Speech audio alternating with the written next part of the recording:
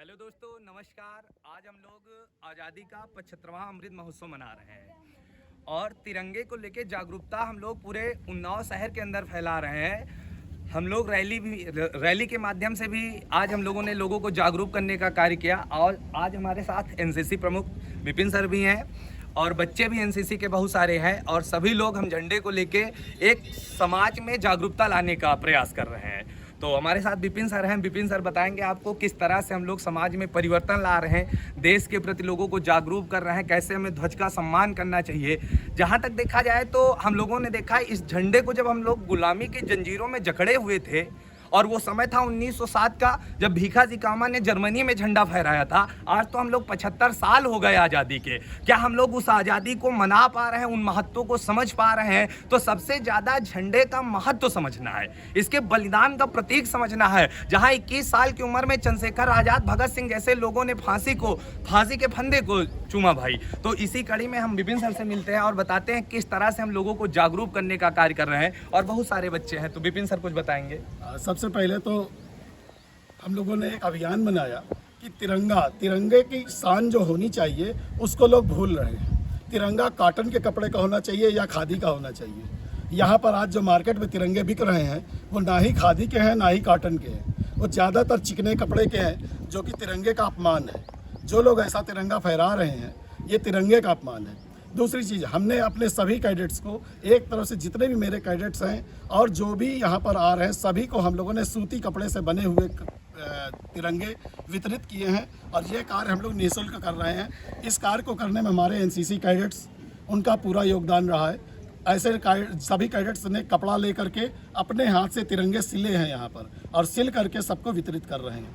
तिरंगा रैली हम लोगों ने निकाली है, तिरंगा जागरूकता रैली। लोगों के मन में जो चीज़ें गायब हो गई हैं, हमारे यहाँ एक सबसे बड़ी विडंबना है कि आज जो हमारे पास है वो कल हमें याद नहीं रहता। तो आज हम तिरंगा जो 75 साल पहले हमें मिला था उसको हम भूल गए। एक कांड उन्नाव जनपद का गुलाब सिंह लोधी था जिसने जा कर के लखनऊ जैसे जगह पर तिरंगा फहरा दिया। जा करके पुलिस लगी रही, उसके बाद वो चुपचाप पेड़ पर चढ़ गया और तिरंगा फहरा दिया। पुलिस ने उसे गोली मार करके नीचे गिरा दिया। ऐसा अमर शहीद हमारे जनपद का गुलाब सिंह लोधी था।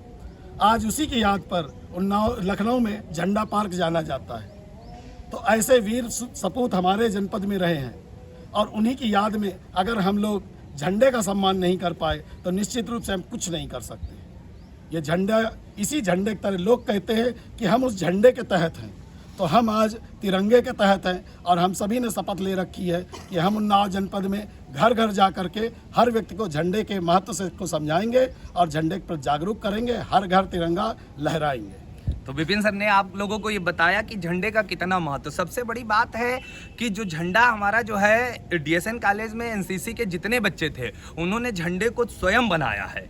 ये कहीं ना कहीं आप देख सकते हो स्वदेशी की ओर हम अग्रसर हैं। जो मार्केट में गलत तरीके के झंडों का उपयोग कर रहे हैं, जो कहीं ना कहीं अमान्य है, और हम लोगों ने स्वयं झंडे बनाए और लोगों तक पहुंचाने का कार्य किया। आपको इसी कड़ी में बहुत सारे बच्चे भी हैं और एक एक करके हम मिलाते जाते हैं। आइए हम देखते हैं, कुछ बताते हैं और बातें।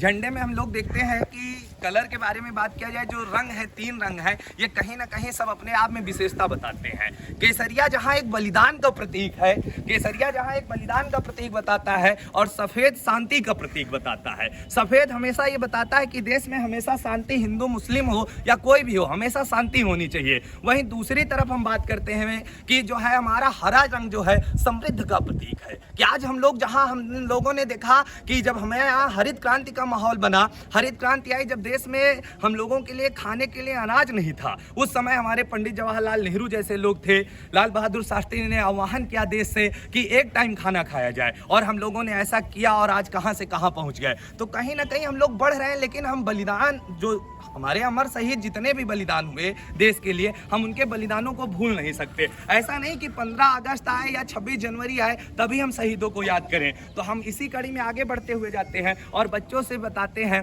कि वो किस तरह से मना रहे हैं अमृत महोत्सव। और आज़ादी का ये 75वां अमृत महोत्सव बड़े धूमधाम से मनाया जा रहा है। हमारे कॉलेज के कई एनसीसी कैडर हैं जिनसे बात करते हैं, तो आपको मिलाते हैं। बच्चा, कैसा लग रहा है आपको ये झंडा दिवस मनाते हुए? सर, हमें बहुत अच्छा लग रहा है। और सर, मेरा नाम cadet Arya Mishra, 57 battalion UP. Sir, हम ये कहना चाहेंगे कि जो हमारा झंडा है, देश का तिरंगा है, वो सर किसी मज़हब पर आश्रित नहीं है। हमें हमारे देश के सभी धर्मों, सभी जातियों के सभी लोगों को, सभी नागरिकों को अपने इस हर घर तिरंगा, घर घर तिरंगा अभियान के तहत अपने घर पर तिरंगा फहराना चाहिए। कितनी बड़ी बात आर्या ने कहा कि ये झंडा जो है किसी मजहब का नहीं है। हम लोग जो जातियों में बढ़ जाते हैं, मजहब में बढ़ जाते हैं। कहीं ना कहीं ये ध्वज हमें ये बताता है कि आज़ादी के लड़ाई में अशफाक उल्लाह का भी हाथ था तो वहीं पटेल का भी हाथ था। हम लोग अलग नहीं है। ये नेता हमें लड़ाने का जरूर प्रयास करते हैं, लेकिन हम लोग एक होके ये प्रतीक कर रहे हैं। आप देख रहे हो कि कितने सारे बच्चों के साथ हम लोग आज़ादी का अमृत महोत्सव मना रहे हैं। बहुत सारे बच्चे हमारे साथ हैं और सभी से एक एक करके हम मिलाते जा रहे हैं। आप देखते जा रहे हो, ये राष्ट्रीय ध्वज जो है ना, ये कहीं ना कहीं हमें अमर शहीदों की याद दिलाता है कि कितना बलिदान दिया उन शहीद भगत सिंह की बात करते हैं तो भगत सिंह 21 साल की उम्र में जब फांसी पर चढ़ रहे थे तो उनका एक ही सपना था कि जब हम नहीं रहेंगे यहाँ पर देश में, लेकिन क्या होना चाहिए, एक समाजवाद होना चाहिए, समाजवादी सरकारें होनी चाहिए, पूंजीपतियों का पतन होना चाहिए। लेकिन क्या हम इस ओर अग्रसर हैं कि नहीं? उनके विचारों को गठित कर पा रहे हैं कि नहीं? बाबा साहब के विचारों को हम लोग पढ़ पा रहे हैं कि नहीं? ये बहुत बड़ी चीज होती है। इसी कड़ी में बहुत सारे बच्चे हैं, आप देख रहे हो कि बहुत सारे बच्चे झंडे लिए खड़े हुए हैं, आपको चारों तरफ दिख रहा होगा। और ये सभी लोग, ये झंडा स्वयं अपने हाथों से इन्होंने बनाया। ये बहुत बड़ी चीज है। जहां स्वदेशी का हम लोग प्रचार करते हैं, स्वदेशी का इन्होंने पालन किया और झंडे को अपने हाथों से बनाया है। आगे चलते हैं और बच्चों से मिलाते हैं। एनसीसी के सब कैडर हैं, बहुत अच्छी तैयारी भी करते हैं, दौड़ते भागते हैं, आर्मी की पूरी तैयारी करते हैं। और मिलते हैं तरन्नुम जी से। तरन्नुम जी बताएंगी कि झंडे का क्या महत्व है, क्या नहीं है। जय हिंद। जैसा कि सर ने बताया, मैं तरन्नुम खान हूँ, DSN PG कॉलेज और NCC की छात्रा हूँ। ये झंडा अभी एक हमारी कैडेट ने बताया किसी धर्म, जाति, मजहब का नहीं है। ये झंडा हमारे भारत देश का है, जिसको हमें सभी लोग को फहराना चाहिए। जैसा हमारी भारत सरकार ने एक मिशन चलाया है, हर घर तिरंगा, घर घर तिरंगा। ये हमें उस मिशन के लिए नहीं चलाना है, ये उस मिशन को हमें पूर्ण करने के लिए नहीं करना है, जबकि हमें देशभक्ति की भावना लाकर, हम जो कैडेट्स हैं, हमें लगता है कि एक कैडेट अगर 10 लोग को भी बताएगा, वो 10 आगे 10 को बताएंगे, तो ये चेन बहुत लंबी खींची जा सकती है। और ये तिरंगा हर घर फैलाने का जो मिशन है, फहराने का जो मिशन है, वो बहुत आसानी से पूरा किया जा सकता है। और इसको एक मिशन समझ कर ना फहराया जाए, बल्कि देशभक्ति की भावना ला करके इसको फहराया जाए तो बहुत अच्छा है।